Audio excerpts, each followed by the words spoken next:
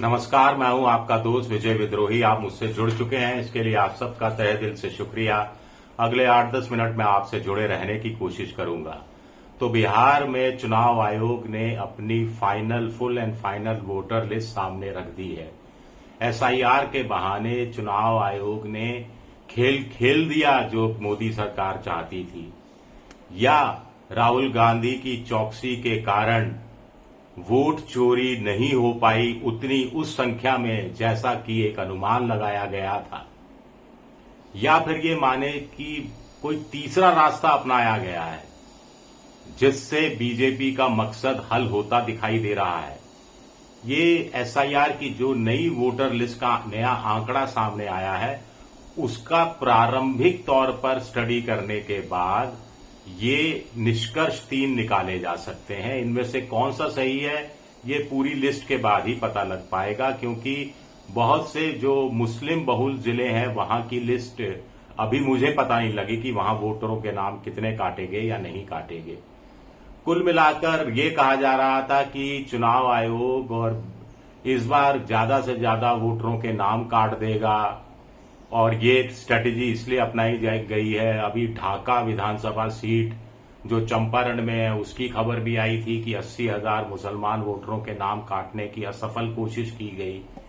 लेकिन चुनाव आयोग की जो लिस्ट है वो बड़ी इंटरेस्टिंग है। जो मोटा मोटा आंकड़ा सामने आया है उस पर मैं बताऊंगा। लेकिन जैसे मुजफ्फरपुर में 88,108 नए वोटर जोड़ दिए गए, पटना में 1,63,600 नए वोटर जोड़े गए हैं, नवादा में 30,491 नए वोटर जोड़े गए हैं, दरभंगा में 80,000 नए वोटर जोड़े गए हैं। अब हुआ ये था कि फाइनल लिस्ट बताने से पहले मैं आपको बता दूं, थोड़ा सा आंकड़ा दे दूं कि जब एसआईआर की प्रक्रिया शुरू हुई थी तब कहा गया था कि 7.89 करोड़ वोटर है।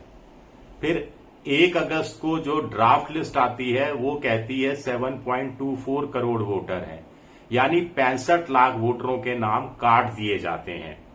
अब इन 65 लाख वोटरों में से बताया जाता है कि 22 लाख मर गए, 35 लाख 36 लाख बाहर चले गए, 7 लाख डुप्लीकेट वोटर थे, और आशंका जाहिर की जा रही थी कि अब जो बच गए 7.24 करोड़ वोटर, उसमें से भी कम से कम 50-60 लाख वोटरों के नाम काट दिए जाएंगे ताकि बीजेपी का रास्ता आसान किया जा सके और कुल वोटरों की संख्या 6 करोड़ 70 लाख 6 करोड़ 80 लाख के आसपास रह जाएगी। लेकिन चुनाव आयोग का आंकड़ा बड़ा इंटरेस्टिंग है। चुनाव आयोग का कहना है कि कुल मिलाकर 65 लाख वोटरों के जो नाम काटे गए थे उसमें से करीब करीब 2-2.5 लाख वोटरों ने ही फॉर्म 6 भरा, यानी अपना नाम जुड़वाने के लिए दोबारा से एप्लीकेशन दी। 16,58,000 नए मतदाताओं ने नाम भरा, जिसमें 14 लाख फर्स्ट टाइम वोटर बताए जा रहे हैं। 36,000 लोगों ने नाम जोड़ने का आवेदन किया, 2,17,000 ने वोट काटने के लिए आवेदन किया, और 3 लाख से ज्यादा लोग ऐसे थे जिनके पास दस्तावेज नहीं थे पूरे, तो उनको नोटिस जारी किया कि आप अपने पूरे दस्तावेज जमा करा दीजिए। तो कुल मिलाकर अब जो कहानी सामने आ रही है कि 65 लाख लोगों के नाम जो पहले काटे गए थे उसमें जोड़े कितने गए, मतलब उनकी 65 लाख में से कितने लोगों ने जो शिकायत की और कितने जोड़े गए पता नहीं, लेकिन 3.5 लाख और ज्यादा वोटरों के नाम कट गए। यानी कुल मिलाकर जो फाइनल ड्राफ्ट लिस्ट है, फाइनल लिस्ट है वोटर लिस्ट, उसके अनुसार 68.5 लाख वोटरों के नाम काट दिए गए हैं।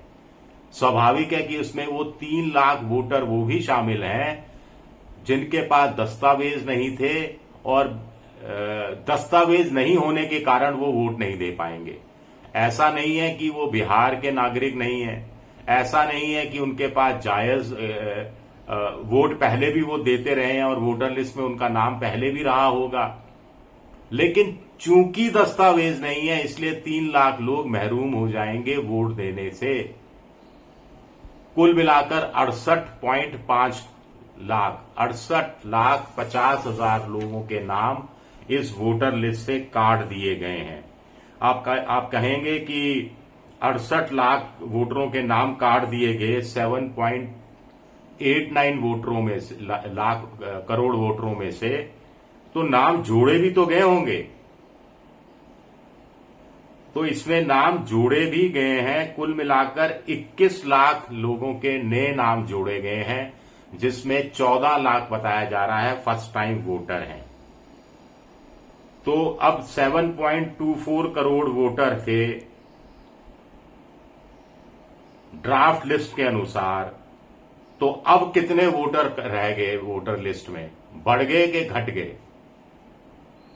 ऐसा लगता है कि चुनाव आयोग किसी न किसी तरह के दबाव में आया है। राहुल गांधी की जो वोटों की चौकीदारी है, उससे वोट चोरी पर शिकंजा कसा है कहीं ना कहीं, क्योंकि कुल मिलाकर फाइनल तौर पर देखा जाए तो 50 लाख लोगों के नाम काटे गए हैं।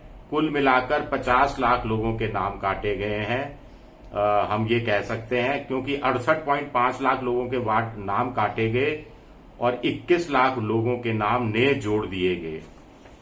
तो अब कुल मिलाकर बिहार में 7.4 करोड़ 7 करोड़ 40 लाख, फिर से आप सुन लीजिए, 7 करोड़ 40 लाख वोटर होंगे जिनको विधानसभा चुनाव में भाग लेना, वोट देने का अधिकार दिया जाएगा।